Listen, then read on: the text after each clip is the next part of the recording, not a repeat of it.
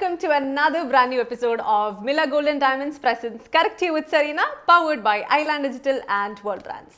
ഇന്നത്തെ നമ്മുടെ അതിഥി മലയാളികളുടെ സ്വകാര്യ അഹങ്കാരം എന്ന് വേണമെങ്കിൽ ഞാൻ പറയാം. നമ്മുടെ UAE-യുടെ ഒരു വലിയൊരു ഇൻഫ്ലുവൻസർ ആണ് my dear friend Ajmal Khan. Aju, welcome to the show. ഞാൻ അജു ആയിട്ട് മീറ്റ് ചെയ്തത്, അതായത് വർഷങ്ങളായിട്ട് അജു ഇത്രയും ഫേമസ് ആയിട്ട് നിൽക്കുമ്പം എനിക്ക് അജുവിനെ കാണാൻ ചാൻസ് കിട്ടിയത് ബിഗ് ബോസ് കഴിഞ്ഞിട്ട് ഇവിടെ ഒരു പ്രോഗ്രാമിന് ഞങ്ങൾ ജഡ്ജസ് ആയിട്ട് പോയപ്പോഴാണ് ഞാനും അജു അതായിട്ട് മീറ്റ് ചെയ്യുന്നത്. അപ്പോൾ നോക്കിയപ്പം ഭയങ്കര ചിരി, ഭയങ്കര ഡൗൺ ടു എർത്ത്. ഞാൻ ഓർത്തു വലിയ സെലിബ്രിറ്റി അല്ലേ, ഭയങ്കര ജാടയിട്ട് ആറ്റിറ്റ്യൂഡ് ഇട്ട്. എന്താണ് അജു ഈ ഒരു ഹംബിളായിട്ട് നിൽക്കുന്നതിന് ഒരു രഹസ്യം? അങ്ങനെയൊന്നുമില്ല, രഹസ്യമൊന്നുമില്ല. അത് പണ്ട് മുതലേ ഇങ്ങനെ തന്നെ. പിന്നെ നമ്മളെപ്പോഴും ഗ്രേറ്റ്ഫുൾ ആയിരിക്കണം. എന്താ പറയുക, നമ്മളെപ്പോഴും അങ്ങനെ ഹംബിളായി ഇരുന്ന് കഴിഞ്ഞാൽ നമുക്ക് എപ്പോഴും നിലനിൽപ്പുണ്ടാവുള്ളൂ. കാരണം നമുക്ക് നമ്മുടെ ബ്രെഡ് ആൻഡ് ബട്ടറാണ് ഈ സംഭവം. നമ്മൾ ഡൗൺ ആയി കഴിഞ്ഞാലും ആൾക്കാർ പറയും ഇവന്റെ ജാട എന്തായിരുന്നു. അതാണ്. നമ്മൾ മജാസിൽ ഒരു പ്രാവശ്യം ഷൂട്ട് ചെയ്തപ്പോഴത്തേക്കിന് പാകിസ്ഥാനികളെല്ലാം വന്നിട്ട് അജുവിനെ ചുറ്റി കുറെ സെൽഫി ഒക്കെ എടുക്കുക. അപ്പം മലയാളികളല്ല, ഇന്ത്യൻസ് അല്ല, വേറെ നാഷണാലിറ്റീസും ഭയങ്കരമായിട്ട് സ്വീകരിക്കുന്നുണ്ടല്ലോ. അജുവിന് ഒരു വൈഡ് റേഞ്ച് ഓഫ് ഓഡിയൻസ് ആണ്. How do you feel about it? ഇത്ര വർഷങ്ങളായതുകൊണ്ട് ഭയങ്കര യൂസ്ഡ് ആയിരിക്കും അല്ലേ? അടിപൊളിയാണ്. നമുക്കതൊരു ബ്ലെസ്സിങ് അല്ലേ. അതായത് എന്താ, വേറെ ഒന്നുമില്ല, സ്ലോ മോഷനിൽ നടന്നിരുന്ന ഈ ആൾക്കാർക്കൊക്കെ നമ്മൾ അറിയാന്ന് പറയുമ്പോൾ നമുക്കൊരു സന്തോഷം. കണ്ടോ, ഇതാണ് എളിമ എളിമ എളിമ എന്ന് പറയുന്നത്. എന്തുമാത്രം സംസാരിച്ചിട്ടാണ് ഓരോ വീഡിയോസ് ചെയ്യുന്ന അജു ഇപ്പൊ. ഇപ്പൊ തുടങ്ങിയത് അത്. മറ്റേത് വീഡിയോ ചെയ്യുമ്പോ തന്നെ കൂട്ടുകാർ കളിയാക്കില്ലേ, അപ്പൊ തന്നെ തളരും. അജുന്റെ കൂട്ടുകാരാണ് അജുന്റെ സ്ട്രെങ്ത്. അപ്പൊ എവിടെ പോയാലും ഫ്രണ്ട്സ് ആണോ, കൂടെ ഉണ്ടോ? എല്ലായിടത്തും ഒന്നും കൊണ്ടുവരില്ല.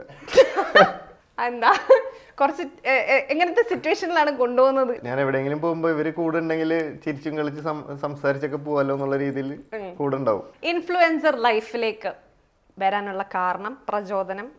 ഒരു എഞ്ചിനീയർ അല്ലേ? അതെ, ഇൻഫ്ലുവൻസർ ലൈഫിലേക്ക് വരാനുള്ള കാരണം എന്ന് വെച്ചാല് ഞാൻ ആദ്യം ഭാരത് പെട്രോളിയത്തിൽ എഞ്ചിനീയർ ആയിട്ട് വർക്ക് ചെയ്തിരുന്ന. ഓ, ഗ്രാജുവേറ്റ് ആയിട്ട്? യെസ്. അങ്ങനെ ജോലിക്ക് പോയി ഞാൻ അവിടെ നിന്ന് ആ സമയത്തും കുറച്ച് ഫോട്ടോസ് ഒക്കെ ഇടായിരുന്നു. അപ്പൊ ഇൻഫ്ലുവൻസർ അല്ല, അന്ന് ഇൻഫ്ലുവൻസർ ബ്ലോഗർ ഒന്നും ആയിരുന്നില്ലല്ലോ, വെറുതെ ഫോട്ടോസ് ഇടല് എന്നുള്ള സംഭവമായിരുന്നു. അപ്പൊ ആരും ഇടലില്ല ഫോട്ടോസ് ഒന്നും. അങ്ങനെ പിന്നെ ഫോട്ടോസ് ഇട്ട് പിന്നെ ദുബായിൽ വന്ന് ഞാൻ വേറൊരു ഇന്റർവ്യൂവിലും പറഞ്ഞിരുന്നു. അതായത് ഞാൻ ഇവിടെ എത്തി ജോലി ചെയ്തുകൊണ്ടിരിക്കുന്ന സമയത്ത് ജോലിക്ക് പകരം ഞാൻ എപ്പോഴും ഇതിലടിച്ചു നോക്കും, ദുബായ് ബ്ലോഗർ, ദുബായ് ഇൻഫ്ലുവൻസേഴ്സ് എന്നൊക്കെ അടിച്ചു നോക്കി അവർക്കൊക്കെ മെസ്സേജ് അയക്കും. അങ്ങനെ അവരെ പോയി മീറ്റ് ചെയ്ത് ഇവിടുത്തെ എല്ലാ PR-കളെയും പോയി കണ്ട് ഓരോ അങ്ങനെ പതുക്കെ. ഏത് വർഷം ഇവിടെ? ഞാൻ എൻ്റെ കോളേജ് കഴിഞ്ഞിട്ടാണ് വന്നത്, 2014-15. അങ്ങനെ ജോലി ചെയ്തുകൊണ്ടിരിക്കുന്ന സമയത്ത് കാലത്ത് 8 മണിക്ക് പോയാൽ വൈകുന്നേരം 9 മണി വരെ വെക്കുക. അപ്പൊ നമുക്കൊരു സാലറി കിട്ടുമല്ലോ. സ്റ്റാർട്ടിങ് സാലറി 1200 ആയിരുന്നു. അപ്പോ എനിക്കൊരു ക്യാമ്പയിൻ, പക്ഷെ എഞ്ചിനീയർ ആയിട്ടല്ല ജോലി കിട്ടിയത്. അന്ന് കിട്ടണല്ലോ, അന്ന് എല്ലാവരും എഞ്ചിനീയർമാരായിരുന്നു. അങ്ങനെ അത് ജോലിക്കല്ലേ, ഇവിടെ വന്നിട്ട് അതിനല്ല കയറിയിരുന്നത്. അങ്ങനെ ഒരു ക്യാമ്പയിൻ കിട്ടി എനിക്ക്, ബ്രാൻഡ്സ് എന്ന് പറഞ്ഞിട്ടൊരു ഷൂട്ടിന്റെ. അപ്പൊ 1 മണിക്കൂർ ഞാൻ പോയിട്ട് ഷൂട്ട് ചെയ്യുമ്പോഴത്തേക്കും എനിക്ക് അവിടെ ജോലി ചെയ്യുന്നതിനും ഒരു 5 മാസത്തെ സാലറി കിട്ടണ പോലത്തെ ഒരു ക്യാഷ് കിട്ടി. അപ്പൊ ഞാൻ ഇത് കൊള്ളാലോ എന്ന് പറഞ്ഞ് പതുക്കെ പിന്നെ ഞാൻ ഇതിലേക്ക് തന്നെ ഇറങ്ങി.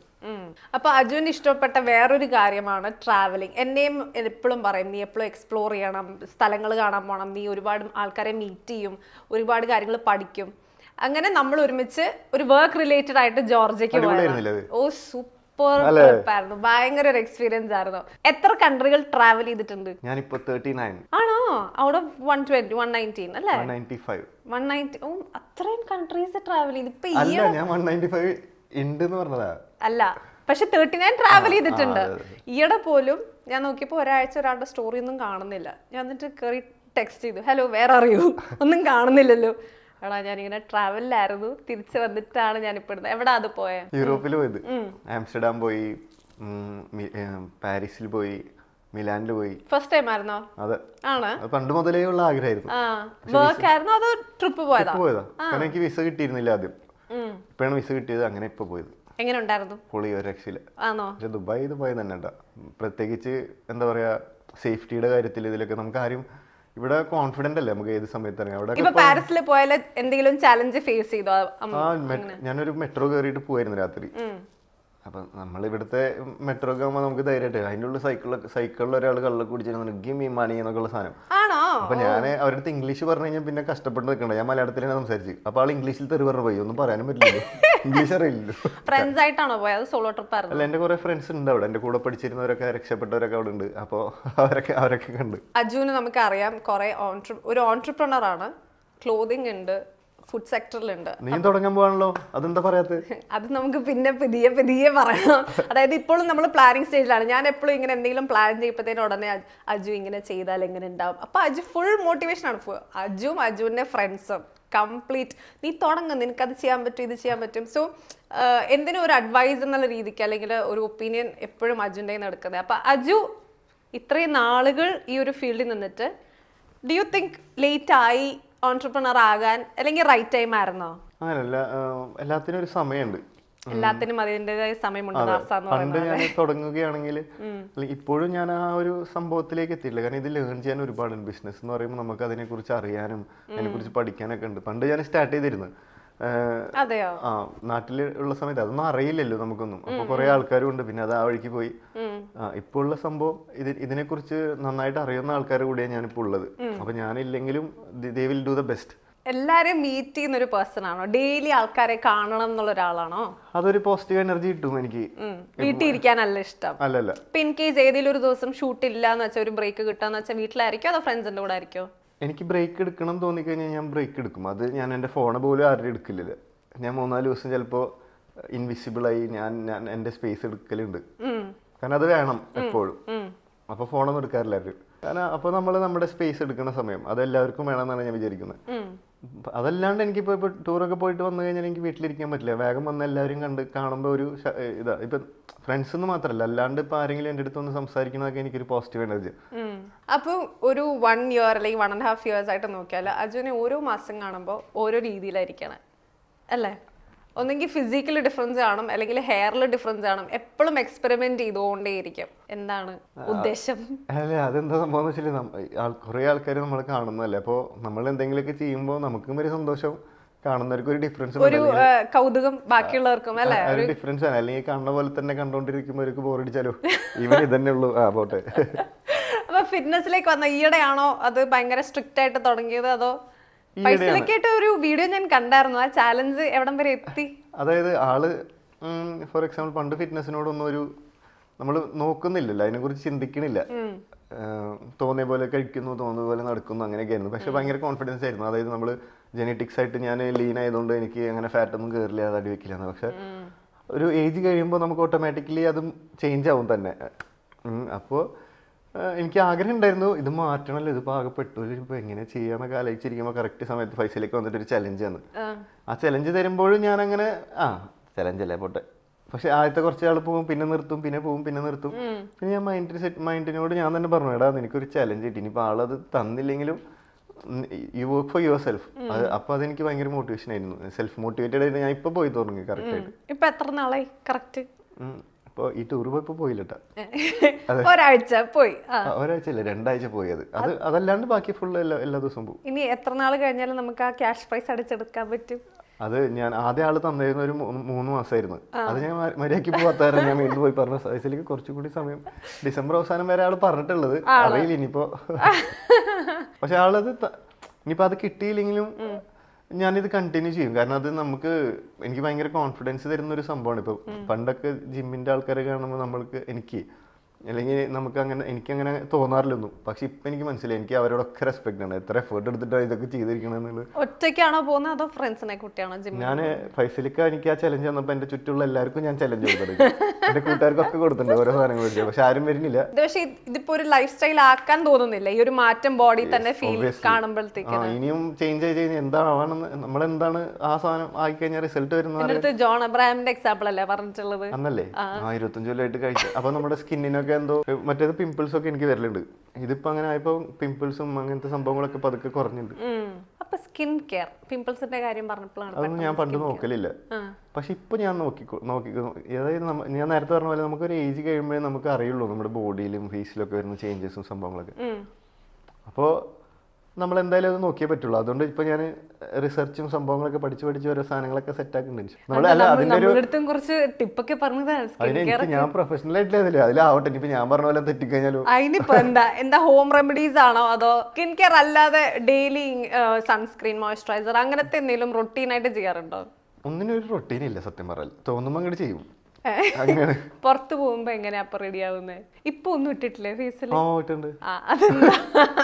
അതെന്താ സ്കിൻ എന്റെ ബാഗിലുണ്ടായിരുന്നു ഒരു കൊറിയൻ സൺസ്ക്രീൻ ആണ്. Okay, nice. ഇത്ര ഗ്ലോയിങ് ആയിട്ടിരിക്കുന്ന സ്കിൻ. ആ സൺസ്ക്രീൻ അടിപൊളിയാ, കൊറിയയുടെ. ഞാൻ അയച്ചുതരാം. അജു ഇത്രയും ഫേമസ് ആയിട്ട് കുറെ പേര് ചോദിച്ചിട്ടുണ്ടാവും ഓൾറെഡി, എന്താണ് ബിഗ് ബോസിലേക്ക് പോവാത്ത? എല്ലാത്തിനും അതിൻ്റെതായ സമയമുണ്ടല്ലോ. സമയമായിട്ടുണ്ടാവില്ല ഇപ്പൊ. ചിലപ്പോ ഇനി നെക്സ്റ്റ് സീസണിലേക്ക് വരുന്നുണ്ടാവോ? ഇല്ല, അങ്ങനെ പറയരുത്. ഒരു ഇത് കൊടുക്ക്. എന്ത് ചെലപ്പോ വരും ചെലപ്പോ വരില്ല എന്നൊക്കെ പറഞ്ഞാലല്ലേ. ഇല്ല. അജുവിന് സിനിമയിലേക്ക് പാഷൻ ഉണ്ടോ? സിനിമയിലേക്ക് പണ്ട് എനിക്കൊരു പാഷനും ആഗ്രഹം ഉണ്ടായിരുന്നു. പക്ഷെ എനിക്ക് തന്നെ പറ്റില്ല എന്നൊരു നല്ല കോൺഫിഡൻ്റ് ആയിരുന്നു അതിനെ കൊണ്ട്. അതുകൊണ്ട് ഞാൻ അതിനെക്കുറിച്ച് ചിന്തിച്ചിട്ടുണ്ടായിരുന്നില്ല. ഇപ്പോ പറ്റുന്നു ഞാൻ പറയുന്നില്ല, പക്ഷെ ഇപ്പൊ ആഗ്രഹമുണ്ട്. ലൈക്ക് എങ്ങനെയെങ്കിലും കുറെ കൂടി ആഗ്രഹമുണ്ട്. അപ്പൊ പാർവതിയായിട്ട് ഒരു പെയറായിട്ട് ഞാൻ ചെയ്തു. ഞാനൊരു സീനൊക്കെ കണ്ടായിരുന്നു. എങ്ങനെ ഉണ്ടായിരുന്നു ആ ഷൂട്ടിംഗ് എക്സ്പീരിയൻസ്? അടിപൊളി. എയറിലിട്ട് അടിച്ച്. അതെ, നല്ലൊരു അന്ന് അടി കിട്ടിയോണ്ട്. അത് ഫസ്റ്റ് മൂവി ഷൂട്ട് എക്സ്പീരിയൻസ് ആണോ? അതെ അതെ. എങ്ങനെ ഉണ്ടായിരുന്നു? ഓക്കെ, പേടിയാവും. കാരണം എത്ര ആൾക്കാരുടെ ഇടയിലല്ലേ ചെയ്യേണ്ടത്. ക്രൗഡ് ഉണ്ടായിരുന്നു ചുറ്റിനും കണ്ടോണ്ട്. അപ്പോ അതൊരു ടെൻഷനായിരുന്നു. പിന്നെ ഞാൻ വിചാരിച്ചു എന്തായാലും ഓട്ടെ. അവർ പിന്നെ അവരുടെ മോട്ടിവേഷൻ ഉണ്ടായതുകൊണ്ട് അടിപൊളിയായിട്ട് അതങ്ങനെ പോയി. ഇനി എന്താണ് നമുക്ക് വെയിറ്റ് ചെയ്യുന്ന മൂവി ഓപ്പർച്യൂണിറ്റീസ്? മൂവി ഓപ്പർച്യൂണിറ്റീസ് ഒന്നും ഇല്ല ഇപ്പൊ മെയിൻ ആയിട്ട് ഫോക്കസ് ചെയ്യുന്ന ഇൻഫ്ലുവൻസർ എന്നുള്ളത്. ഇപ്പം എനിക്ക് തോന്നുന്നു ഞാനിത് പലപ്പോഴും പറഞ്ഞിട്ടുള്ള അജുവിൻ്റെ അടുത്ത് പറഞ്ഞു, നീ ഇത് എൻ്റെ അടുത്ത് പറയരുത്, പോയി പറയരുത് ആരോടും. 8ാം ക്ലാസ് തൊട്ട് ഞാൻ അജുവിനെ ഒരു ഇൻഫ്ലുവൻസറായിട്ട്, ഒരു ഫേസ്ബുക്കിലെ തരംഗമായിട്ട്, ഞാൻ വീണ്ടും റിപ്പീറ്റ് ചെയ്യുന്നത് അജു, തരംഗമായി കണ്ടുകൊണ്ടിരുന്ന അജുവിനെ ആ ഒരു സമയത്ത് it was only Ajmal Khan, വേറെ ആരും ഇല്ല. ബട്ട് ഇപ്പൊ അജു നോക്കുകയാണെങ്കിൽ ഒരുപാട് ഇൻഫ്ലുവൻസേഴ്സ് ചുറ്റിനുമില്ല. ഇപ്പം എനിക്ക് തോന്നുന്നു ഫ്രണ്ട്സും ഇൻഫ്ലുവൻസേഴ്സ് ആണ് അല്ലേ? അപ്പൊ കോമ്പറ്റീഷൻ കൂടിക്കൊണ്ടിരിക്കുകയാണല്ലോ. എങ്ങനെയാണത് ഹാൻഡിൽ ചെയ്യുന്നത്? ഓർ അതൊരു ചാലഞ്ച് ആയിട്ട് ഫീൽ ചെയ്യുന്നുണ്ടോ? അത് ഹാൻഡിൽ ചെയ്യേണ്ട ആവശ്യമൊന്നുമില്ല. അതൊക്കെ അവരവരുടെ വഴിക്ക് പോവുക. എല്ലാവരും അവരവർക്ക് കിട്ടണത് ചെയ്ത് പോവുക. നമുക്ക് കിട്ടണത് ചെയ്ത് പോവുക. ഹാപ്പി നിൽക്കുക. കോമ്പറ്റീഷൻ കൂടി എന്ന് ഫീൽ ചെയ്യുന്നുണ്ടോ ഇൻഫ്ലുവൻസർ ഈ ഒരു? കോമ്പറ്റീഷൻ അല്ല, പണ്ടൊക്കെ വേറെ സംഭവമുണ്ട്. ഇപ്പൊ ഞാൻ ദുബായിലുള്ള സമയത്ത് ഇപ്പൊ നമ്മൾ ഫോർ എക്സാമ്പിൾ ഇപ്പൊ നമുക്ക് വല്ല റിസോർട്ടുകളോ ഹോട്ടലുകൾക്കൊക്കെ മെസ്സേജ് അയക്കുകയാണെങ്കിൽ അപ്പൊ തന്നെ കൊളാബറേഷൻ കിട്ടാറുണ്ട്. ഇപ്പൊ പിന്നെ കുറെ ആൾക്കാർ ഇപ്പൊ ദുബായിൽ തന്നെ 40,000 മേലെ ഇൻഫ്ലുവൻസേഴ്സ് ഉണ്ടാവും. അതെയോ? പിന്നെ അവർക്ക് ഇപ്പൊ ഓപ്ഷൻസ് ഉണ്ട് ഒരുപാട്. അപ്പൊ അവർക്ക് ചൂസ് ചെയ്യാൻ ഒരുപാട് ഉള്ളതുകൊണ്ട് ആ ഒരു ടൈറ്റ്നെസ് വരും. പക്ഷെ അതല്ലാതെ you have made your own path. അതുകൊണ്ട് ആ ഒരു ഡിമാൻഡ് എപ്പോഴും അജ്മൽ ഖാൻ എന്നൊരു ബ്രാൻഡിന് ഉണ്ടല്ലോ. എന്താ ഇതാണ് പറയുന്നത്, അജു ഭയങ്കര സിമ്പിൾ ആണ്, ഹംബിൾ ആണ്. ആണ് സത്യമായിട്ടും. ഇപ്പൊ അമ്മയൊക്കെ പറയാറുണ്ട്, എന്ത് പാവാണ് ഇത്രയും വലിയ കുട്ടിയായിട്ട്, എന്ത് എളിമയായിട്ടാണ് സംസാരിക്കുന്നത്. ലൈക്ക് അമ്മയുടെ അടുത്ത് അമ്മ അമ്മ എന്നൊക്കെ മിണ്ടുമ്പോഴത്തേക്കിന് ഭയങ്കര ഒരു ഹോംലി ഫീലാണ്. എല്ലാരോടും അങ്ങനെയാണോ? എല്ലാരോടും അങ്ങനെ തന്നെ. അതെന്താ അങ്ങനെ? അല്ല, അത് ഇതിപ്പോ ഞാൻ ഈ ഫേമസ് ആവുന്നതിന് മുമ്പേ ഞാൻ എല്ലാവരുമായിട്ടും ഫ്രണ്ട്സ് ആണ്. അതായത് നാട്ടിലായാലും വീട്ടിലായാലും സ്കൂളിലൊക്കെ പഠിക്കുമ്പോഴും സീനിയേഴ്സിനായിട്ടും. കോളേജിൽ പഠിക്കുമ്പോൾ ഫേമസ് ഒന്നും ആയിട്ടില്ല. അതിന് മുമ്പേ ഞാൻ എൻ്റെ സീനിയേഴ്സിനൊക്കെ ആയിട്ട് കമ്പനിയാണ് എല്ലാവരുമായിട്ടും. അപ്പോൾ അത് പണ്ടേ ഉള്ളതാണ്. നമ്മൾ എല്ലാവരുമായിട്ടും കണ്ട് സംസാരിച്ച് കമ്പനിയായി നിൽക്കുന്ന ഒരു ക്യാരക്ടർ ആയിരുന്നു പണ്ട്. അങ്ങനെ ആയ അടിപൊളിയാണ്. നമുക്ക് വേറെ ഒന്നും ചിന്തിക്കേണ്ട ആവശ്യമില്ല. എപ്പോഴും ഹാപ്പിയായി നടക്കുക, ചിരിക്കുക, കളിക്കുക. കൂടുതൽ ആരുടെ കാര്യങ്ങൾ അറിയാൻ പോയിരുന്നു, നമ്മുടെ കാര്യങ്ങൾ നോക്കുക, നമ്മുടെ കാര്യത്തിൽ ഹാപ്പി നിൽക്കുക. അങ്ങനെയാണ് തോന്നുന്നത് അല്ലെ? കൂടുതൽ ഇൻവോൾവ് ആയാൽ, അതായത് അറ്റാച്ച്മെന്റ്സിനെ പറ്റി എന്താ പറയാനുള്ളത്? അതായത് ഒത്തിരി ഇമോഷണൽ കണക്ഷൻസ് വെക്കുന്ന ആളാണോ അതോ അല്ലെ എപ്പോഴും ഒരു വൺ ആം ഡിസ്റ്റൻസിലാണോ? ഒക്കെ എപ്പോഴും എല്ലാവർക്കും ഉള്ളതല്ലേ. പിന്നെ നമുക്ക് ജീവിതത്തിൽ ഒരു കുറേ നമുക്ക് കാര്യങ്ങൾ കഴിഞ്ഞ് വരുമ്പോൾ നമുക്ക് മനസ്സിലാവും, ഇത് ഇങ്ങനെയാണല്ലേ, വെറുതെ എന്തിനാ ഓവറായിട്ട് തിങ്ക് ചെയ്യണമെന്നൊക്കെ. അതിന്റെ ഒരു സ്റ്റേജ് വരും നമുക്ക് ലൈഫിൽ. അല്ല, പൊതുവേ ഒരു വൺ ആം ഡിസ്റ്റൻസ് എനിക്ക് തോന്നുന്നു നമ്മുടെ ഇപ്പൊ നിൽക്കുന്ന ഫീൽഡിലാണെങ്കിൽ വൺ ആം ഡിസ്റ്റൻസ് അല്ല. അതായത് നമുക്ക് ഫോർ എക്സാമ്പിൾ ഇപ്പോൾ ഒരാളുടെ അടുത്ത് നമുക്ക് അറിയേണ്ട കാര്യങ്ങളുണ്ട്, അല്ലെങ്കിൽ ആളിപ്പോൾ കുറേ വിഷമങ്ങളോ പ്രശ്നങ്ങളോ ആൾക്കും അറിയണോ. ചിലപ്പോൾ നമ്മളോട് പറയുമ്പോൾ ആൾക്കൊരു സമാധാനം കിട്ടുന്നുണ്ടാവും. നേരെ തിരിച്ച് നമുക്ക് ഒരു വിഷമം വന്നാൽ നമ്മൾ തന്നെ ഡിസൈഡ് ചെയ്യണം. നമ്മൾ തന്നെ അതിൽ നിന്ന് പുറത്തേക്ക് വരണേ നമുക്ക് പറ്റുള്ളൂ. അതിന് ആരും പറഞ്ഞിട്ട് കാര്യമില്ല. നമ്മൾ തന്നെ ഡിസൈഡ് ചെയ്ത് പുറത്ത് വരണം. അപ്പോൾ എല്ലാവർക്കും അവരുടെ എന്താ പറയുക ഫീലിങ്സിനും ഇതിനും ഞാൻ റെസ്പെക്ട് ചെയ്യുന്നു. എല്ലാവരെയും റെസ്പെക്ട് ചെയ്യും. ആ സാധനം തന്നെ തിരിച്ചു അങ്ങനെ തരണോ? അതെ അതെ. അജു ഇപ്പോൾ എന്തെങ്കിലും ഒരു ഡൗൺ ആയിട്ട് ഇരിക്കുകയാണെങ്കിൽ ചെയ്യുന്ന കാര്യം എന്താ? ഞാൻ ടൂർ പോകും. അതാണ് ഒരു തെറാപ്പി എന്ന് പറയുന്നത്. ടൂറാണോ? സ്ഥലം കാണുക, എക്സ്പ്ലോർ ചെയ്യുക. ആരും ഇല്ലല്ലോ. പിന്നെ ഫോണൊക്കെ മാറ്റി വെച്ച് നമ്മളെ അറിയാത്ത ആൾക്കാരായി സന്തോഷമായി ചിരിച്ചു കളിച്ച് നടക്കുക, തിരിച്ചു വരാം. അപ്പൊ റിഫ്രഷ് ആയി തിരിച്ചു വരുമ്പോ സെറ്റ് ആവും. അതെ. എന്നിട്ട് അടുത്ത വർക്ക് കാശ് ഉണ്ടാക്കണം. അതാണ് നമ്മുടെ മോട്ടിവേഷൻ. അജുവിന്റെ ഡ്രൈവിംഗ് ഫോഴ്സ് എന്ന് പറയുന്നത് കുറെ കാശ് ഉണ്ടാക്കണം എന്നുള്ളതാണ്. ഹാപ്പിയായി ജീവിക്കണം, അടിപൊളിയായിട്ട്. വലിയ വലിയ ഡ്രീമുകൾ എന്താണ്? ഡ്രീമുകളൊക്കെ ഒരുപാടുണ്ട്. ഒരു 5 years from now Ajmal Khan എന്തായിരിക്കും? അത് ആ സമയം കഴിയുമ്പോൾ കാണിച്ചു തരാം. സ്വപ്നങ്ങൾ പറയാൻ പാടില്ല, മനസ്സിൽ എപ്പോഴും ഉണ്ടാവും. പക്ഷെ പണ്ടൊക്കെ ഞാൻ ഇങ്ങനെ സ്വപ്നം കാണുമ്പോൾ ആൾക്കാർ പറയും വലിയ വലിയ സ്വപ്നങ്ങൾ കാണണം, സ്വപ്നങ്ങൾ കണ്ടാലേ നമ്മൾ എത്തുള്ളൂ എന്ന് പറയും. ആ സമയത്ത് നമ്മൾ ഒരുപാട് കണ്ടുണ്ടാവും, എന്നിട്ട് നമ്മൾ വിചാരിക്കും ഇതെന്താ എത്താത്തതെന്ന്. അങ്ങനെ സ്വപ്നം കാണാറില്ല. സ്വപ്നം കണ്ടിട്ട് അതിന് വേണ്ടി വർക്ക് ചെയ്ത് അതിലേക്ക് പതുക്കെ പോയിട്ട് ഒരു സമയത്ത് നമ്മൾ എത്തും. എന്നിട്ട് തിരിഞ്ഞു നോക്കുമ്പോൾ ആയിരിക്കും ഇതന്ന് സ്വപ്നം കണ്ടാണല്ലോ എന്ന് ആലോചിക്കുമ്പോൾ ഒരു സുഖം കിട്ടും. ഓ, അങ്ങനെ ചിന്തിക്കുന്ന ആളാണ്. മാനിഫെസ്റ്റേഷൻസ് ഒക്കെ ചെയ്യുന്ന ഒരുപാട് ആണ്. അങ്ങനെ ചെയ്തിട്ട് എന്തെങ്കിലും റിയാലിറ്റിയിൽ വന്നു? ഇത് ഞാൻ മാനിഫെസ്റ്റ് ചെയ്തതാണ്. ഞാൻ ഫേമസ് ആവണമെന്നൊക്കെ കുറെ ആഗ്രഹിച്ചു, പക്ഷെ അഭിനയിക്കാനൊന്നും അറിയില്ലല്ലോ. പക്ഷെ എങ്ങനെയൊക്കെയോ വെറുതെ എളിമയാണ് അടുത്തത്. ഇത് എളിമയില്ല ശരിക്കും. ഇത് കഷ്ടപ്പെട്ട് എത്ര ആൾക്കാരുടെ ഒക്കെ ലൈക്ക് ചോദിച്ചു മേടിച്ചിട്ട് ലൈക്ക് കിട്ടും. ആ ഒരു ടൈമിൽ, ഇനീഷ്യൽ ടൈമില് ഞാൻ ഫാമിലി അല്ലാതെ ആക്ച്വലി ട്രിപ്പ് ഒരു ഇന്റർനാഷണൽ പോകുന്നത് ഫസ്റ്റ് ടൈമാണ്. അജുവും അഖിലേട്ടനുമായിട്ടാണ് പോകുന്നത്. അടിപൊളി. അഖിലേട്ടനൊക്കെ ചെയ്യാത്ത റോളുകളില്ല. അഖിലേട്ടനാണെങ്കിൽ ട്രിപ്പ് പോകാനേ ഇഷ്ടമല്ല, എനിക്ക് കൺട്രികൾ കാണുന്ന ഇഷ്ടമല്ല, എനിക്ക് ഫുഡ് എക്സ്പെരിമെന്റ് ചെയ്യുന്ന ഇഷ്ടമല്ല. പക്ഷെ അഖിലേട്ടനോട് ചോദിച്ചാല് one of the best TRIPS ഞങ്ങളെല്ലാരും അല്ലെ, വഹാബിക്കയും ഞങ്ങളെല്ലാരും വഹാബിക്കയുടെ ഫാമിലി ആയിട്ടും നമ്മള് ഒരുപാട് സ്ഥലങ്ങൾ, ജോർജിയയിലെ ആൾക്കാർ പൊതുവെ കാണാത്ത സ്ഥലങ്ങളിലെല്ലാം നമ്മളെ കൊണ്ടുപോയി. പിന്നെ ആളുടെ റെസ്റ്റോറന്റ് ഉള്ളതുകൊണ്ട് നല്ല മലയാളി ഫുഡും കിട്ടി, കിടിലം ഫുഡും ആയിരുന്നു. അപ്പൊ നമ്മൾ അവിടെ പോയത് ഒരു കോളേജ് അല്ല, 3-4 കോളേജസ് ഉണ്ടായിരുന്നു. അപ്പം കുറെ സ്റ്റുഡൻസിനെ കണ്ടു. അപ്പൊ ഞാനിങ്ങനെ അജുനോട് ചോദിച്ചു, അജു കോളേജ് കാലഘട്ടങ്ങളിൽ മിസ് ചെയ്യുന്നുണ്ടോ? ഉണ്ടായിരുന്നു അല്ലേ? ഓ, കോളേജ്. പക്ഷെ എന്റെ കോളേജിൽ പോകണ്ട, അവിടെ അതെന്താ? എവിടെയാ പഠിച്ചു? ഞാൻ കോയമ്പത്തൂരാണ് പഠിച്ചത്, കർപ്പകം കോളേജ് എന്ന് പറഞ്ഞിട്ട്. അങ്ങനെ കോളേജിൽ പിള്ളേരെയും ഫ്രണ്ട്സിനൊക്കെ മിസ് ചെയ്യുന്നുണ്ട്. ആ കാലഘട്ടം ഇപ്പം ആലോചിക്കുമ്പോൾ മിസ് ചെയ്യുന്നുണ്ട്. പക്ഷെ അവിടെ പഠിച്ചിരുന്ന സമയത്തൊക്കെ ഞാൻ ആദ്യം പറഞ്ഞിരുന്നു, അല്ലോ വേഗം നിർത്തി, ഇതെങ്ങനെയാ കഴിഞ്ഞാൽ മതിയിരുന്നു അല്ലേ? ഓ, പിന്നെ ഭയങ്കര സ്ട്രിക്റ്റാ. നമ്മളൊരു 5 മിനിറ്റ് നേരം വൈകി കഴിഞ്ഞാലൊക്കെ അന്ന് ആബ്സെന്റാ. ഞാനൊക്കെ പാസ് ആവണെങ്കിൽ ആ കൂടി ഇതിലെ അറ്റൻഡൻസ് കാരണമാണ്. കാരണം ഇന്റേണൽ മാർക്ക് ഉണ്ടാവും, അത് പ്രസന്റിലൊക്കെ കിട്ടാം നമുക്ക്. അത് ലാസ്റ്റിൽ പോയി കാലും കൈ പിടിച്ചൊന്നും കിട്ടത്തില്ലേ? തെറി പറയൂ പോടാ. എന്നിട്ട് അപ്പൊ കോളേജിലേക്ക് വരുമ്പോ അവിടെ ഒരു സ്റ്റാർ ആയിരുന്നു അജു? കോളേജിൽ പോകുമ്പോ സ്റ്റാർ ഒന്നും ആയിട്ടില്ല. അവിടെ ഞാൻ എനിക്ക് എന്താ പറയാ, ഫോട്ടോഷൂട്ട്സ് അപ്പോഴും ചെയ്യുന്നതല്ലേ? ഇവനായിരുന്നു ഫോട്ടോ എടുക്കണ്ടായിരുന്നു. അവന് ക്യാമറ ഒക്കെ ഉണ്ടായിരുന്നു, നമ്മൾ തന്നെ ഫോട്ടോ എടുക്കും. അങ്ങനെ അതായത് എന്റെ റൂമിൽ ഉണ്ടായിരുന്ന ഒരു 5 പിള്ളേരുണ്ടായിരുന്നു, അവർക്കൊക്കെ ഒരു 5 ഫേക്ക് അക്കൗണ്ട് ഉണ്ടായിരുന്നു. പിന്നെ ക്ലാസ്സിൽ പോകുമ്പോ ലൈക്ക് ഇടും. പിന്നെ ക്ലാസ്സിൽ പോകുമ്പോ പിള്ളേരെ ഫോൺ മേടിച്ച് ചെയ്യും. അങ്ങനെ ക്ലാസ് കഴിഞ്ഞ് ഇറങ്ങുമ്പോഴത്തേക്ക് ഇത്ര ലൈക്ക് ആയി ഉണ്ടാവും ഫോട്ടോക്ക്. ഈ കോയമ്പത്തൂരിലെ അജുവിന്റെ ഫോട്ടോസ് എങ്ങനെയാ ദുബായിൽ ഇത്ര വൈറലായെന്നറിയോ? നിങ്ങൾക്ക് ഇവിടെ ആരെങ്കിലും ഉണ്ടായിരുന്നോ? ഞങ്ങളൊക്കെ സ്കൂളിൽ പഠിച്ചോണ്ടിരുന്നപ്പോ എങ്ങനെ കണ്ടോണ്ടിരുന്നത്? അങ്ങനെയല്ല, അത് ചിലപ്പോ എന്താ സംഭവം വെച്ചാൽ ആ സമയത്ത് ഇപ്പോന്ന് വെച്ചാൽ ഒരുപാട് അക്കൗണ്ടുകൾ ഉണ്ട്. അന്ന് അങ്ങനെ ഫോട്ടോ എടുക്കണ ആരും ഉണ്ടാവില്ല, ആരും ഉണ്ടായിരുന്നില്ല. അതുകൊണ്ടായിരിക്കും കാണുന്നത്. DSLR പോയി ഫോട്ടോ എടുക്കുന്നു, വെറുതെ ഫോട്ടോ. അത് നമുക്കൊരു തോന്നല. ഫോർ എക്സാമ്പിൾ ഞാൻ പറഞ്ഞില്ലേ, ക്ലാസ് ഇറങ്ങി വരുമ്പോഴത്തേക്ക് ഒരു ഫോട്ടോക്ക് 100 ലൈക്ക് കിട്ടി. അപ്പോൾ 101ാമത്തെ ആൾ വിചാരിക്കും 100 ലൈക്ക് ഇതിപ്പോ എങ്ങനെ കിട്ടി, എന്നാൽ ഞാൻ ലൈക്ക് എടുക്കാം. അങ്ങനെ 1000 അങ്ങനെയാണ് അത് കയറി വന്നത്. എനിക്കിപ്പോഴും ഓർമ്മയുണ്ട്, നമ്മുടെ കമ്പ്യൂട്ടർ ലാബിൽ ഞങ്ങൾ ക്ലാസ്സിലിരിക്കുകയാണ്. അപ്പോൾ കമ്പ്യൂട്ടർ ലാബിൽ ടീച്ചർ അങ്ങോട്ട് പോകുമ്പം എല്ലാവരും പിള്ളേർ നമ്മൾ ഫേസ്ബുക്ക് ലോഗിൻ ചെയ്യും. അപ്പോൾ എല്ലാവരും ഇരുന്ന് നോക്കുന്ന അജ്മൽ ഖാൻ. അപ്പോഴാണ് ഞാൻ ആദ്യമായിട്ട് കാണുന്നത്. അന്ന് എനിക്ക് ഫേസ്ബുക്ക് ഇല്ലായിരുന്നു. അപ്പോൾ ഫ്രണ്ട്സ് എല്ലാം കാണിച്ചത് എന്തോ ഇത് അജ്മൽ ഖാനെ കണ്ടോ, ഭയങ്കര ഫോട്ടോഷൂട്ടാണ്, ഭയങ്കര ലുക്കാണ്, നോക്കോ ഫുൾ കമൻറ്റ്സ്. അപ്പോൾ ഒരുപാട് ഫാൻ ഗേൾസും പ്രപ്പോസൽസും ഒക്കെ കിട്ടിയിട്ടുണ്ടാവുമല്ലോ കോളേജ് സമയത്ത്. അങ്ങനെയൊന്നുമില്ല, അത് നമ്മൾ ആയി വരുന്നേ ഉള്ളൂ. അറിയില്ല, നമ്മൾ പഠിക്കണം, എങ്ങനെയെങ്കിലും ജയിച്ചു കഴിഞ്ഞാൽ വീട്ടുകാർക്ക് സന്തോഷമാവുള്ളൂ. അത് കഴിഞ്ഞിട്ട് 1 ലക്ഷം രൂപ സാലറി കിട്ടുന്ന ജോലിക്ക് കയറണം, അതാണെങ്കിൽ ഒട്ടും കിട്ടിയില്ല. അങ്ങനെയൊക്കെ ആയിരുന്നു, അല്ലാണ്ട് അങ്ങനത്തെ സംഭവങ്ങളൊന്നും ഇല്ല. പ്രണയം ഉണ്ടായിരുന്നോ കോളേജ് സമയത്ത്, സ്കൂൾ സമയത്ത്, പണ്ട്? എല്ലാ സമയങ്ങളിലും. എന്തെങ്കിലും ഒരു മെമ്മറി ഉണ്ടോ പറയാൻ? ആലോചിക്കാനില്ല, അല്ല അതിനെ കുറിച്ച് ആലോചിക്കാറൊന്നുമില്ല. ലെറ്റേഴ്സ് എഴുതുവോ, അങ്ങനെ എന്തെങ്കിലും ചെയ്തിട്ടുണ്ടോ? ലെറ്റേഴ്സ് എഴുതിപ്പിക്കും, പടം എഴുതിപ്പിക്കും.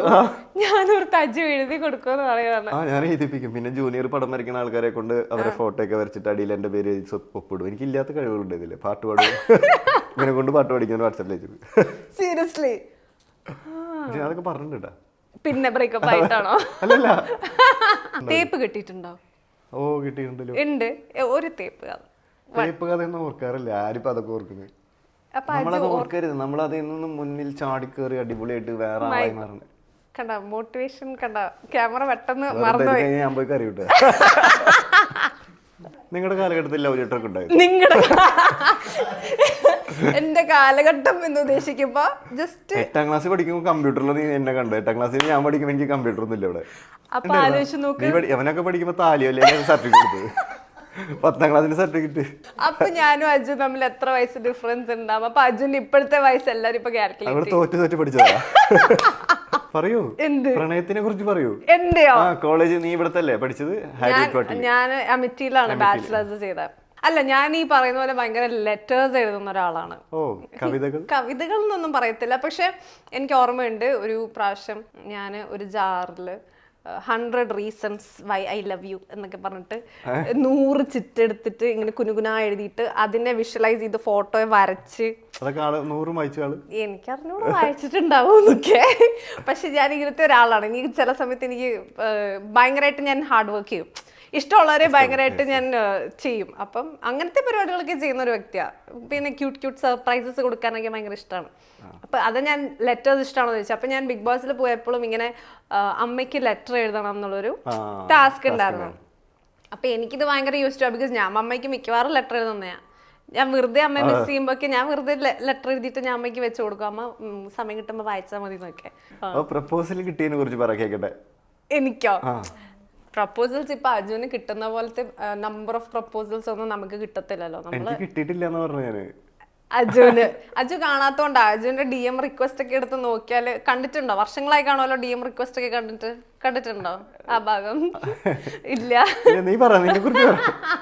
എനിക്ക് പ്രപ്പോസൽ എന്ന് പറഞ്ഞാൽ ഒരുപാട് അങ്ങനെ വരും എന്നല്ല, ചിലപ്പോൾ വരുമായിരിക്കും, ചിലപ്പോൾ വരത്തില്ല. പക്ഷെ പണ്ട് തൊട്ടേ എനിക്ക് ഭയങ്കര ഒരു ആറ്റിറ്റ്യൂഡ് ഫേസ് ഉള്ളതുകൊണ്ടായിരിക്കാം അപ്രോച്ച് ചെയ്യുന്നത് വളരെ കുറവാ എന്നെ. ഞാൻ പേടിയായിട്ടാണോ എന്ന് എനിക്കറിയില്ല.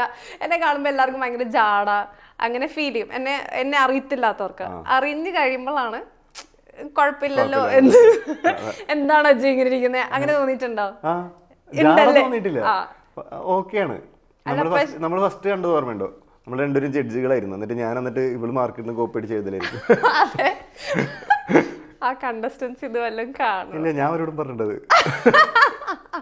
അത് നമ്മൾ 3 പേര് ഇരിക്കുമ്പോ എന്താണ് മാർക്ക് എന്ന് നോക്കിയിട്ട് ഇട്ടോണ്ടിരുന്നത്. അങ്ങനെ പല ജഡ്ജ്മെന്റ്സിൽ പോയിട്ട് അങ്ങനെ ഇല്ല ഞാൻ ജഡ്ജ്മെന്റ് എനിക്ക് പറ്റാത്ത സംഭവങ്ങളിൽ ഞാൻ തലവെക്കാറില്ല.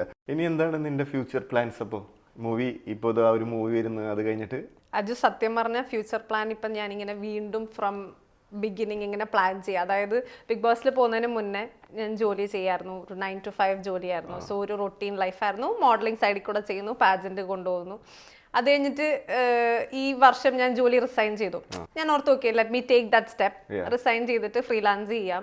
അപ്പൊ നോക്കിയപ്പം അജു പറഞ്ഞ പോലെ പണ്ട് അജു റിയലൈസ് ചെയ്ത സെയിം സംഭവം ശരിയാണല്ലോ. 9 to 5 സംഭവം പാഷനോട് കൂടി ഒരു സംഭവം ചെയ്യുമ്പോൾ നമുക്ക് കുറെ സമയം ഉണ്ടാവും, നമ്മൾ ഹാപ്പിയാണ്. അതെ, ഒരുപാട് സമയം നമ്മുടെ കയ്യിലും ഉണ്ട്, അത്യാവശ്യം നല്ല എമൗണ്ട് ഉണ്ടാക്കാൻ പറ്റുന്നുണ്ട്, നമ്മൾ മെന്റലി ഹാപ്പിയുമാണ്, ഒരു പീസ് ഓഫ് മൈൻഡ് നമുക്കുണ്ട്. മറ്റേത് സ്ട്രെസ്, വർക്ക് സ്ട്രെസ് ഉണ്ട്, ഇത് ചെയ്യണം. അപ്പൊ അതുകൊണ്ട് ഞാനിപ്പോ ബാക്ക് ടു സീറോ വന്നു. ഇനി ഞാൻ ബിൽഡ് ചെയ്തുകൊണ്ടിരിക്കണം. അതായത് ഇപ്പൊ പറഞ്ഞ പോലെ പ്ലാനിങ് സ്റ്റേജിലാണ്. ബിസിനസ് സ്റ്റാർട്ട് ചെയ്യണം, ഒരു പരിപാടി ചെയ്യണം. ബിക്കോസ് ഇത് എത്രത്തോളം സ്റ്റേബിൾ ആണെന്ന് നമുക്കറിയില്ലല്ലോ. അപ്പൊ എപ്പോഴും നമ്മുടെ കൂടെ ഒരു സ്റ്റേബിൾ ഇൻകം വേണം എന്നുള്ളൊരു തോട്ടുണ്ട്. പിന്നെ ഓഫ് കോഴ്സ് മോഡലിംഗ് എന്റെ ബ്ലഡിൽ ഇങ്ങനെ കുഞ്ഞിലെ തൊട്ടേ ഉള്ളതുകൊണ്ട് അതെനിക്ക് എന്തായാലും കൊണ്ടുപോകണം. നിനക്ക് ഒരു എക്സ്പീരിയൻസ് പറഞ്ഞ എന്താ miss Kerala, miss Queen Kerala, അതിന്റെ ഒരു എക്സ്പീരിയൻസ് പറഞ്ഞ എങ്ങനെയായിരുന്നു? എക്സ്പീരിയൻസ് എന്ന് പറഞ്ഞാൽ ബാഡ് എക്സ്പീരിയൻസും ഗുഡ് എക്സ്പീരിയൻസും രണ്ടും. ബിക്കോസ് കുറെ പാജൻസിൽ പാർട്ടിസിപ്പേറ്റ് ചെയ്തിട്ടുള്ളതുകൊണ്ട് രണ്ട് രീതിയിലും. ബാഡ് എന്ന് പറയുന്നത് അതായത് നമുക്കറിയാലോ ഇപ്പം എല്ലാം ബിസിനസ് ആണെന്ന് പറയുന്നത് പോലെ പാജൻസും പല അസോസിയേഷൻസിനും ബിസിനസ്സാണ്. അപ്പൊ റൈറ്റ് ആയിട്ടുള്ള ആൾക്കാർക്ക് വിൻ ചെയ്യാൻ പറ്റാതാകും. അപ്പൊ നമ്മൾ എത്രത്തോളം ഹാർഡ് വർക്ക് ചെയ്താലും ഒരു പോയിന്റ് എത്തും, മണി ക്യാൻ വിൻ ഓവർ. പൈസ കൊടുത്താൽ എന്തും കിട്ടും എന്നുള്ള ചില കാര്യത്തിൽ ഭയങ്കര യാഥാർത്ഥ്യമാണ്. അങ്ങനെ എനിക്ക് ഫീൽ ചെയ്തിട്ടുണ്ട്. ഞാൻ ഇതുവരെ ഈ റാമ്പിലൊന്നും ഇറങ്ങിയിട്ടുണ്ടായിരുന്നില്ല പണ്ട്. പക്ഷെ എനിക്ക് ഭയങ്കര ആഗ്രഹം, അങ്ങനെ ഞാൻ കൊച്ചിയിലൊക്കെ പോയല്ലോ ഓഡീഷനൊക്കെ. അങ്ങനെ കുറെ ഓഡീഷനുകൾക്കൊക്കെ പോയിട്ടും കിട്ടിയിട്ടൊന്നും ഉണ്ടായിരുന്നില്ല. അപ്പോഴാണ് ഞാൻ ഫോട്ടോ എടുത്ത്, അതെനിക്ക് ഡ്രസ്സ് ചെയ്യാൻ ഭയങ്കര ഇഷ്ടമായിരുന്നു ആ സമയത്തൊക്കെ. അങ്ങനെയാണ് ഫോട്ടോ എടുക്കൽ തുടങ്ങിയത്. അങ്ങനെയാണ് ഈ പ്രാവശ്യം ഈ വർഷം നമ്മൾ ഒരുമിച്ചൊരു റാം ഷോ സ്റ്റോപ്പേഴ്സ് ആയിട്ട് ചെയ്തായിരുന്നു. അതെന്റെ ഫസ്റ്റ് റാമ്പൊക്കെ എന്റെ അടുത്ത് പറഞ്ഞു ഇത്രയും നാളുകൾ. അപ്പൊ ഞാൻ ചോദിച്ചു കള്ളം പറയാം, ഇത്ര നാളുകളായിട്ട് ചെയ്തോണ്ടിരിക്കും. ഇല്ലടാ, ഞാൻ റാമ്പിൽ ഇറങ്ങിയിട്ടില്ല, ഇത് ഫസ്റ്റ് ടൈം ആയിരുന്നു റാമ്പില്. എങ്ങനെ ഉണ്ടായിരുന്നു ആ എക്സ്പീരിയൻസ്? ഓ അടിപൊളി. പക്ഷെ ഞാൻ നെർവസ് ആയിരുന്നു ആദ്യമായിട്ട്. ശരിക്കും പറഞ്ഞാൽ എൻ്റെ നടത്തം അങ്ങനെ ആയിരുന്നില്ല. എനിക്ക് അതിന് അടിപൊളിയായിട്ട് കാരണം ആ കൂടി നടക്കണമല്ലോ എക്സ്പീരിയൻസ് ഉള്ളു ഇത്ര ആളായിട്ട്. പക്ഷെ നെർവസ് ആയതുകൊണ്ട് മര്യാദയ്ക്ക് ആ സാധനം കിട്ടിയില്ല. ഇനി അടുത്തിൽ സെറ്റ് ആക്കും ഞാൻ.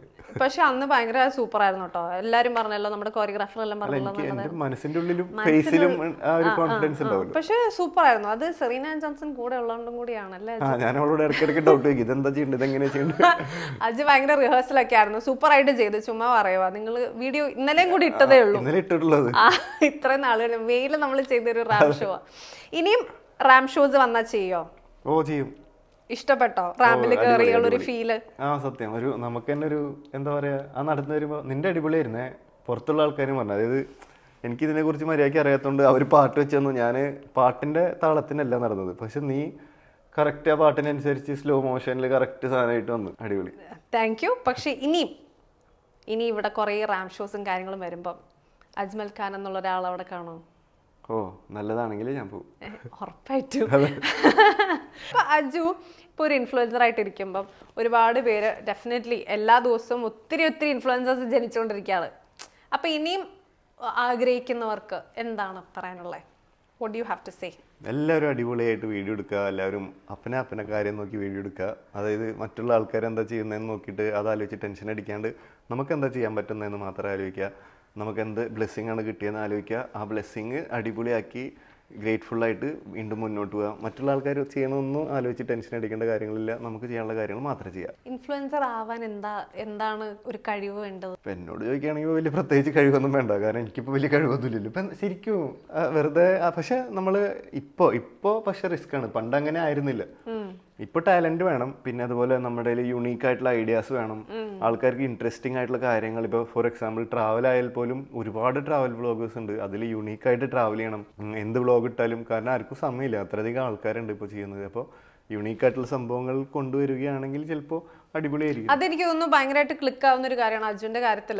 നമ്മൾ ഓരോ പോസ്റ്റ് കഴിയുമ്പോൾ നോക്കുമ്പോഴും അജുനെ കാണാൻ തന്നെ ഡിഫറെന്റാണ്. അപ്പോൾ വേറൊരാളെ കാണുന്ന ഒരു ഫീലാണ്. അപ്പം ഇത്ര നാളായിട്ട് ഫോളോ ചെയ്യുന്ന ഒരാളാണെങ്കിൽ പോലും ഒരു കൺസിസ്റ്റൻസി കീപ്പ് ചെയ്യാൻ പറ്റുന്നത് യു ഗിവിങ് യുണീക്ക് കണ്ടന്റ്. നമ്മുടെ ഫിസിക്കൽ അപ്പിയറൻസിൽ നമ്മൾ യുണീക്ക് ആണെങ്കിൽ ആൾക്കാർ വാച്ച് ചെയ്തിരിക്കുമല്ലോ. അത് എപ്പോഴും നമ്മൾ കീപ്പ് ചെയ്യുന്നത് മനഃപൂർവ്വമാണോ, അത് കോൺഷ്യസ് ആയിട്ട് അങ്ങനെ ചെയ്യുന്നതാണോ? അല്ല, എനിക്ക് എപ്പോഴും എന്നെ ഡിഫറെൻ്റ് ആക്കാനായിട്ട് എനിക്കിഷ്ടമാണ്. ഞാൻ എക്സ്പെരിമെൻ്റൽ സംഭവമാണ്. എൻ്റെ കടയിലായാലും പിള്ളേരോട് പറയും, എനിക്ക് അങ്ങനത്തെ സാധനം തന്നെ എന്ത് തന്നാലും ഞാൻ ഇട്ടോളും, കുഴപ്പമൊന്നുമില്ല എന്ന് പറഞ്ഞിട്ട്. എൻ്റെ രീതിയിലും എക്സ്പെരിമെന്റ് ചെയ്യാൻ ഭയങ്കര ഇഷ്ടമാണ്. അതെ. ലൈഫിൽ ഏറ്റവും കൂടുതൽ ഇഷ്ടം ആരെയാ? ലൈഫിൽ ഇപ്പം എനിക്ക് എന്നെ ഇഷ്ടമാണ്. ഏറ്റവും കൂടുതൽ സെൽഫ് ലവ് ആണ്. സെൽഫ് ലവ് എപ്പോഴും വേണം നമുക്ക്, എന്നാലേ എല്ലാവരും ബാക്കിയുള്ളവരെ സ്നേഹിക്കാൻ പറ്റുള്ളൂ. ട്രൂ. അത് ഏറ്റവും നല്ലൊരു കാര്യമാണ്. എനിക്ക് എന്നെയാണ് ഏറ്റവും ഇഷ്ടം എന്ന് പറയുന്നത് at the peak of self realisation എന്ന് പറയാം. ഇപ്പം എന്നോട് ചോദിക്കുകയാണെങ്കിൽ എനിക്ക് ഏറ്റവും എൻ്റെ ലൈഫിൽ ഇഷ്ടം അമ്മയെന്ന് ഞാൻ പറയുള്ളൂ. I have reach to a point, അല്ലെങ്കിൽ I have realise to the point that ഞാൻ എന്നെയാണ് ഏറ്റവും ഇഷ്ടപ്പെടേണ്ടത്. പക്ഷെ അത് അങ്ങനെയാണ് വേണ്ടത്. അല്ല, അങ്ങനെയല്ല. ഒബ്വിയസ്ലി ലോകത്തെ എല്ലാവർക്കും ഈ ആരോട് ചോദിച്ചാലും എന്താ പറയുക, ഉപ്പാനും ഉമ്മാനും അതൊക്കെ എല്ലാവർക്കും ഉള്ളതാണല്ലോ. അതെപ്പോഴും അവിടെ ഉള്ളൊരു സംഭവമാണ്. വീട്ടുകാരും നമുക്ക് ഇഷ്ടപ്പെട്ട ആൾക്കാർ എപ്പോഴും ഇവിടെ ഉണ്ടാവും. അത് ഇനിയിപ്പോൾ നീ തന്നെ ആലോചിക്കും. ഇപ്പം നീ എന്ത് ചെയ്തെന്ന് വെച്ചാലും വേറെ ലോകത്തുള്ള എല്ലാവരും ചീത്ത പറഞ്ഞാലും മമ്മ എപ്പോഴും അവിടെ ഉണ്ട്. അത് കോൺഫിഡൻസാണ് നമ്മുടെ, അല്ലേ? നിൻ്റെയും കോൺഫിഡൻസ് അല്ലേ? എനിക്കും കോൺഫിഡൻസ് ആണ്. പിന്നെ അവർ ചീത്ത പറഞ്ഞാലും നമ്മൾ ലാസ്റ്റ് അവരുടെ അടുത്തേക്ക് തന്നെ പോവുക. അതെപ്പോഴും അവിടെ ഉണ്ട്. പക്ഷെ ഈ ഓരോ ഏജ് കടന്നു പോകുമ്പോഴും നമുക്ക് ചില സംഭവങ്ങൾ അല്ലെങ്കിൽ പ്രശ്നങ്ങൾ വരുന്ന സമയത്ത് നമുക്ക് ആ പ്രശ്നങ്ങൾ നമ്മുടെ വീട്ടുകാരോട് പറയുമ്പോൾ അവരെ വിഷമിപ്പിക്കാനായിട്ട് നമുക്ക് തോന്നില്ല. അപ്പോൾ നമ്മൾ ഒറ്റയ്ക്ക് സർവ് ചെയ്യണത്. അപ്പൊ അതിന് സ്ട്രെങ്ത് കിട്ടണമെങ്കിൽ നമ്മളെ ഇഷ്ടപ്പെട്ടേ പറ്റൂ. അപ്പം ഇങ്ങനെ പറയുമ്പം ഇപ്പൊ നമ്മൾ ഡിപ്രഷനിൽ കൂടി പോവാണെങ്കിൽ, അല്ലെങ്കിൽ നമുക്ക് ഭയങ്കര ഒരു ടഫ് ഫേസിൽ കൂടി പോവാണെങ്കിൽ, ഇപ്പം മെന്റൽ ഹെൽത്ത് അവയർനെസ് എന്നൊക്കെ പറയുന്നത് എന്തോരം ഇമ്പോർട്ടൻ്റ് ആണ്. ഇപ്പൊ ഫിസിക്കൽ ഹെൽത്തിനെ പോലെ ഈക്വലി അല്ലെങ്കിൽ മോർ ദാൻ ഫിസിക്കൽ ഹെൽത്ത് നമ്മൾ ഇമ്പോർട്ടൻസ് ഇപ്പോൾ കൊടുക്കേണ്ട ഒരു കാര്യമാണ് മെന്റൽ ഹെൽത്ത്. അപ്പൊ അങ്ങനത്തെ സിറ്റുവേഷൻസ് വന്നിട്ടുണ്ടോ? And how did you overcome that? നമുക്ക് എല്ലാവർക്കും ഓരോ സിറ്റുവേഷൻസ് വരുന്നത് ശരിക്കും അടിപൊളിയാണെന്ന് ഞാൻ പറയുള്ളൂ. കാരണം വെച്ചാൽ നമ്മൾ ഒറ്റയ്ക്ക് ഇരുന്നിട്ടില്ലേ, കുറേ ചിന്തിക്കും. ഈ ചിന്തിക്കുമ്പോഴാണ് നമുക്ക് റിയലൈസേഷൻസ് വരുന്നത്. അതായത് ഫോർ എക്സാമ്പിൾ നമുക്കിപ്പോൾ ആരോടെങ്കിലും ഷെയർ ചെയ്യാൻ പറ്റാത്ത കാര്യങ്ങളാണെങ്കിൽ നമ്മൾ ഒറ്റയ്ക്ക് ഇരുന്ന് ചിന്തിക്കും. നമ്മളും നമ്മുടെ മൈൻഡിനും കൂടിയിട്ടുള്ളൊരു ഫൈറ്റ് ഉണ്ട്. ആ ഫൈറ്റ് കഴിഞ്ഞിട്ട് ഒരു റിസൾട്ട് കിട്ടും. അപ്പോഴാണ് റിയലൈസ് ആവുക ഇതിന് ഇതായിരുന്നില്ലേ സംഭവം. കാരണം അപ്പോൾ വേറെ പിന്നീട് അത് ലൈഫിൽ എന്തെങ്കിലും പ്രശ്നം വരുമ്പോൾ അതവിടെ കഴിഞ്ഞതാ എന്ന് പറഞ്ഞാൽ നമ്മൾ അടുത്ത പണിക്ക് പോകും. എല്ലാം സ്വന്തമായിട്ട് തന്നെ ടാക്കിൾ ചെയ്ത് റിയലൈസ് ചെയ്ത് വന്നതാണ്. ഒബ്വിയസ്ലി അങ്ങനെയല്ലേ. അങ്ങനെ ആയിക്കഴിഞ്ഞാൽ നമുക്ക് നമ്മളോടുള്ള ഒരു തോന്നൽ വരുള്ളൂ. അത് പല രീതിയിലും പലർക്കായിരിക്കാം. അതായത് പലർക്കും ചിലപ്പം ഒറ്റയ്ക്ക് ഹാൻഡിൽ ചെയ്യാൻ പറ്റാത്ത സിറ്റുവേഷൻസ് ഉണ്ടാവും. നീ നിന്റെ ലൈഫിൽ ടഫ് ടൈം ഒക്കെ വരുമ്പോ എന്താ ചെയ്യാ? ടഫ് ടൈം വരുമ്പം ഞങ്ങൾക്ക് അറിയും. ഞാനും കരയിലൊക്കെ ഉണ്ട്. കരയാത്ത ആൾക്കാരൊന്നും ഉണ്ടാവില്ലല്ലോ. പക്ഷെ കരഞ്ഞു കഴിഞ്ഞിട്ടൊന്നും നീ ഒറ്റയ്ക്കിരും ചിന്തിക്കില്ല. അതായത് ഇപ്പൊ എന്തെങ്കിലും ഒരു സ്ട്രെസ് വന്നു കഴിഞ്ഞിട്ടുണ്ടെങ്കിൽ നീ എന്നും അതിനെക്കുറിച്ച് ചിന്തിച്ചിരിക്കും. ഒരു സമയമാകുമ്പോൾ നീ ചിന്തിക്കുക എന്തെങ്കിലും ആവട്ടെ, നമുക്കിപ്പോൾ അത് ചിന്തിച്ചിരുന്ന നമ്മുടെ ബാക്കി കാര്യം. അജു അതാ ഞാൻ പറഞ്ഞേ, അജുവിന്റെ അത്രയും ലെവൽ ഓഫ് ഇന്റലക്ച്വാലിറ്റി ചിലപ്പോൾ എനിക്ക് വന്നിട്ടുണ്ടാവില്ല. ഇന്റലക്ച്വൽ ആ സാധനം എനിക്ക് അറിയില്ല. എന്റെ ഭാഗത്ത് പറയുമ്പോ അതൊന്നും എനിക്കറിയില്ല. ബിക്കോസ് ഞാനിപ്പോ എനിക്ക് എന്തെങ്കിലും പ്രശ്നം ഉണ്ടെങ്കിൽ ഞാൻ ബാത്റൂമിൽ കയറി അല്ലെങ്കിൽ റൂമിൽ കയറി അല്ലെങ്കിൽ ബെഡിൽ പില്ലോ കെട്ടിപ്പിടിച്ചിരുന്നു. ആ പ്രശ്നം തീരുന്നൊരു സമയം ഉണ്ടാവില്ലേ? തീരില്ല, അതെപ്പോഴും ഉണ്ടാവും ലൈഫിൽ. ഇല്ലില്ല, അത് ഓരോ പ്രശ്നം കഴിയുമ്പോൾ അടുത്ത പ്രശ്നം നമുക്ക് വരുമല്ലോ. അല്ല, അപ്പൊ ആ പ്രശ്നം സോൾവ് ചെയ്യണം എങ്ങനെ? ഒരു റിയലൈസേഷൻ കിട്ടില്ലേ? അതായത് ആ പ്രശ്നം നീ തന്നെയല്ലേ സോൾവ് ആക്കണേ? ചിന്തിച്ചാൽ എങ്ങനെയാ പ്രശ്നം സോൾവ് ആകുക? ഒരു സൊല്യൂഷൻ കിട്ടും അതിന്. സൊല്യൂഷൻ അത് മൈൻഡ് ചെയ്യാണ്ടിരിക്കാന്ന് പറഞ്ഞത് ചിലപ്പോ. പക്ഷെ എനിക്ക് ചില സമയത്ത് എനിക്കത് പറ്റിണ്ടാവുന്ന വരില്ല. ചിലപ്പം എനിക്ക് ആരോടെങ്കിലും അത് ഷെയർ ചെയ്താലേ എനിക്ക് അതിനുള്ള, അതായത് എനിക്ക് തന്നെ സൊല്യൂഷൻ കാണും. എല്ലാവരും സജഷൻസ് തരും, പക്ഷെ അറ്റ് ദി എൻഡ് നമ്മൾ തന്നെ ആയിരിക്കും ആ സൊല്യൂഷൻ എടുക്കുന്നത്. പക്ഷെ ഫോർ എക്സാമ്പിൾ ഇപ്പൊ നമ്മൾ ഫ്രണ്ട്സിനോട് പറയുമ്പോഴും ചിലപ്പോൾ അവർക്ക് ഇതിനെ കുറിച്ച് ഒന്നും ചെയ്യാൻ പറ്റില്ല. പക്ഷെ നമ്മുടെ മനസ്സിനൊരു റിലീഫ് ആയിരിക്കും അത്. ഇതിനോട് പറയുന്ന പിന്നെ കുഴപ്പമില്ല, അങ്ങനത്തെ ഒരു റിലീഫ്. വേർഡ് ഓഫ് മൗത്ത്, അതായത് നമ്മളുടെ കൂടെ ഉള്ളവർ നമ്മൾക്ക് തരുന്ന ഒരു സപ്പോർട്ട്, അത് ഭയങ്കര ഇമ്പോർട്ടൻ്റ് ആണ്. ബട്ട് അതർവൈസ് ഇപ്പം അങ്ങനത്തെ ഫ്രണ്ട്സ് ഇല്ല, അല്ലെങ്കിൽ നമുക്ക് പറയാൻ പറ്റാത്ത കാര്യങ്ങളാണെങ്കിൽ, ഇപ്പൊ എനിക്കാണെങ്കിലും ഞാൻ തെറപ്പി അറ്റൻഡ് ചെയ്തിട്ടുണ്ട്. And I should say that attending therapy should be very normal.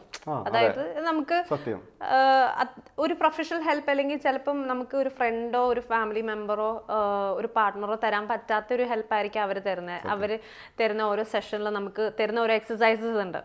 ഇപ്പം ആങ്സൈറ്റി ഉള്ളവർക്കാണെങ്കിൽ അല്ലെങ്കിൽ ഡിപ്രഷൻ ഉള്ളവർക്കാണെങ്കിൽ നമുക്ക് നമ്മളെ തന്നെ റിയലൈസ് ചെയ്ത് ആ ഒരു ഒരു ബൗണ്ടറി ഉണ്ട്, അല്ലെങ്കിൽ ഒരു വാൾ ഉണ്ട്. നമ്മൾ എപ്പോഴും ആ വാളിൽ ഹിറ്റ് ചെയ്തുകൊണ്ടിരിക്കുകയായിരിക്കും. ആ വാള് ബ്രേക്ക് ചെയ്യാൻ പലപ്പോഴും തെറപ്പി ആയിരിക്കും നമ്മളെ ഹെൽപ്പ് ചെയ്യുന്നത്. അത് അറ്റൻഡ് ചെയ്യുന്നത് ഈ പറഞ്ഞ സംഭവം പോലെ ഇപ്പൊ ഇൻസ്റ്റാഗ്രാമിലായാലും പോലും ഇല്ലേ, സോഷ്യൽ മീഡിയ എന്ന് പറഞ്ഞത് ചില സമയങ്ങളിൽ നമ്മൾ സംസാരിച്ചായിരിക്കും നമ്മുടെ ഇൻസ്റ്റാഗ്രാമിൽ ഇതിലൊക്കെ വരാം. അപ്പോൾ നമുക്ക് ഡിസൈഡ് ചെയ്യാം, അതായത് നമുക്ക് എന്താ കാണണ്ടേന്നുള്ളതൊക്കെ. ശരിക്കും പറഞ്ഞാൽ സോഷ്യൽ മീഡിയ എന്ന് പറഞ്ഞാൽ നമുക്കിപ്പോൾ യൂട്യൂബിലായാലും നമുക്ക് ഇഷ്ടമുള്ള കാര്യങ്ങൾ ലേൺ ചെയ്യാൻ പറ്റും. നമ്മൾ അടിച്ചു കൊടുത്താൽ മതി, മോട്ടിവേഷൻ്റെ മൈൻഡ് മാറുന്നു, അതിനുള്ള മോട്ടിവേഷൻ ഇതൊക്കെ കേട്ടിരിക്കുമ്പോൾ. അതുപോലെ തന്നെ ഇൻസ്റ്റാഗ്രാമിൽ ഫോർ യുവില് നമുക്ക് ഇഷ്ടമുള്ള ടോപ്പിക്ക് അതിൽ വരുള്ളൂ. വി ക്യാൻ ഡിസൈഡ് നമുക്ക് എന്താ കാണേണ്ടത്. ആരും നിർബന്ധിക്കുന്നില്ല ഇത് കണ്ട് നീ വിഷമിക്കണം എന്ന്. നമുക്കത് കാണാണ്ട് അതിൽ പോസിറ്റിവിറ്റി കണ്ട് സന്തോഷിക്കാനും പറ്റും. പിന്നെ വേറൊരു കാര്യമുണ്ട്, ഇൻസ്റ്റാഗ്രാമിൽ കാണുന്നതെല്ലാം റിയാലിറ്റി അല്ല. അതെ, ഞാൻ ഉദ്ദേശിച്ചത് അതല്ല. ഞാൻ ആൾക്കാരെ കുറിച്ചല്ല ഞാൻ ഉദ്ദേശിച്ചത്. അതില് മോട്ടിവേഷൻ വാക്കുകളും മോട്ടിവേഷൻ കാര്യങ്ങളൊക്കെ. പണ്ട് ബുക്ക് വായിക്കണം മോട്ടിവേഷൻ കിട്ടാനൊക്കെ, ഈ സാധനങ്ങളൊന്നും ഇല്ലല്ലോ. പക്ഷെ ഇപ്പൊ നമുക്ക് സോഷ്യൽ മീഡിയയിൽ ചെറുതായിട്ടെങ്കിലും കണ്ട് മോട്ടിവേറ്റ് ആവാം. ഓരോരുത്തരുടെ സ്പീച്ചസും അല്ലേ, ഓരോരുത്തരുടെ ലൈഫ് സ്റ്റോറി കേൾക്കുമ്പോൾ നമ്മൾ ചിലപ്പോൾ മോട്ടിവേറ്റഡ് ആവും. അങ്ങനെ ആരുടെയെങ്കിലും ലൈഫ് സ്റ്റോറി കേട്ട് മോട്ടിവേറ്റഡ് ആയായിരുന്നോ? ഞാൻ കുറെ ആൾക്കാരെ കേൾക്കലുണ്ട്, പക്ഷെ ആരായെന്താണെന്ന് എനിക്ക് ഓർമ്മയൊന്നുമില്ല. പക്ഷെ ഞാൻ കേൾക്കലുണ്ട് എപ്പോഴും. നമുക്ക് വേഗം ഒരു കുട്ടി ഗെയിം കൂടി കളിച്ചാലോ അജു? Yes, come on. അജുവിനുള്ള ആക്ടറിനെ നമുക്ക് പുറത്തെടുക്കാം. Okay, yes. അപ്പൊ നമുക്ക് ദംശരാജ് കളിക്കാം. 2 വേർഡ്. ഫസ്റ്റത്തെ വേർഡ് TV, പുതിയ പടം. മീശ, നടൻ ആസിഫ് അലി. ആസിഫ് അലിയുടെ പടം. കുറേ പടം. 2 വാക്കുള്ളത്. പോലീസുകാരനായിട്ടുള്ളത്. കൊരങ്ങനെ പറഞ്ഞോ, കാണിക്കൂ. ഹനുമാൻ. കിഷ്കിണ്ട. ആ പടത്തിന്റെ പേര് മറന്നു വരുന്നു. കിഷ്കിണ്ട മാത്രം ഓർമ്മയുണ്ട്. ബാക്കി രണ്ടാമത്തെ സ്റ്റാർട്ടിങ് പറഞ്ഞ രണ്ടാമത്തെ ഇതിന്റെ കിഷ്കിണ്ട കമ്മൽ. കിഷ്കിണ്ട കാന്തം.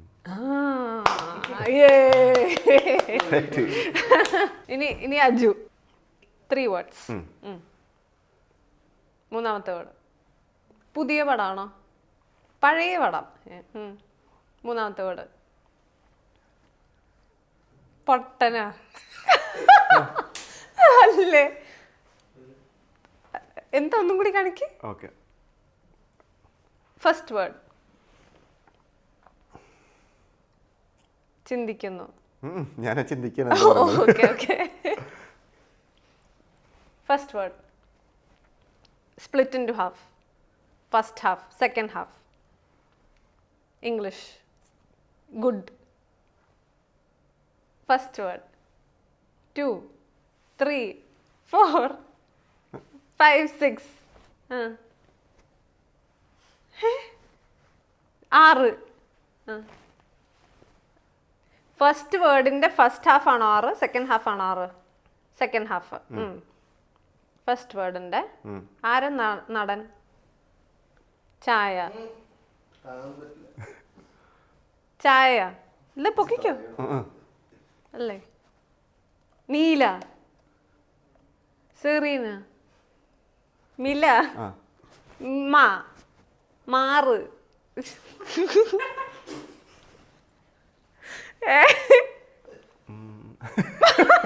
സോറി, ഇപ്പൊ ഞാൻ അതിന്റെ അർത്ഥം. Nail cutter. നേ കട്ടർ. നെയിൽ. നഖം. ന. മന. എന്തുവാ രണ്ടാമത്തേത്? 6. മാ ഇല്ല, നായാണോ? ഞാൻ. മന. മനാർ. മണിച്ചെത്ര താഴും. മാന്നാർമത്തായി സ്പീക്കിംഗോ? സ്പീക്കിംഗ്. ഞാനിതിന് ഇംഗ്ലീഷ് പറയുന്നത് ഇവിടെ. 2 വാക്ക്. രണ്ടാമത്തെ പണ്ടത്തെ മിഡില്. മമ്മൂട്ടി. രണ്ടാമത്തെ കിങ്, ദ കിങ്, രാജാവ്. ഒന്നാമത്തെ വേർഡ് രാജാവ്. ഭൂതം. രണ്ടാമത്തെ വേർഡ് രാജാവ്. ഓക്കെ. ഒന്നാമത്തെ വേർഡ് ഭൂതം, ഭ്രാന്തി, ഭദ്രകാളി, മീശ പിടിച്ചിട്ടുള്ളത്, അനന്തഭദ്രം. സോറി. പ്രേതം, ഭൂതം, പിശാച്, കാളി, ഭദ്രകാളി, ഭദ്രരാജ. രാജ, രാജാവ്. രണ്ടാമത്തെ വേർഡ് രാജാവ്. ഒന്നാമത്തെ വേർഡ് രാഖി, രാജാവിന്റെ മകൻ. വീണ്ടും ഡ്രാക്കുള. മലയാളം. ഡ്രാക്കുള.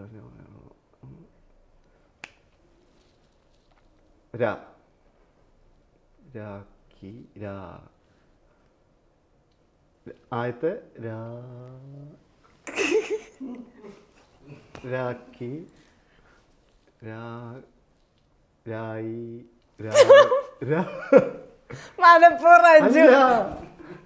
രാജാവ്. രണ്ടാമത്തെ രാഖിയുടെ രാഖി.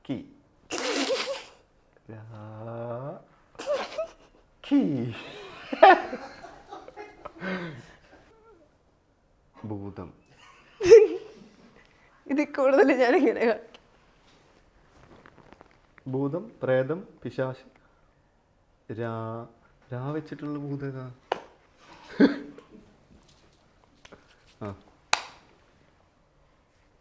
ഒന്നാമത്തെ കട്ട് ചെയ്തു. രണ്ടാമത്തെ ഭാഗം. ഒന്നാമത്തെ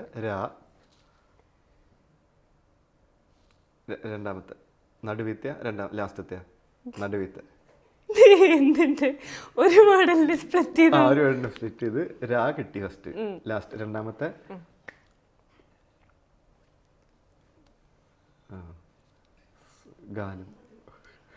ഗാനം. പിന്നെ സാരിഗമ. ഒന്നാമത്തെ രസ.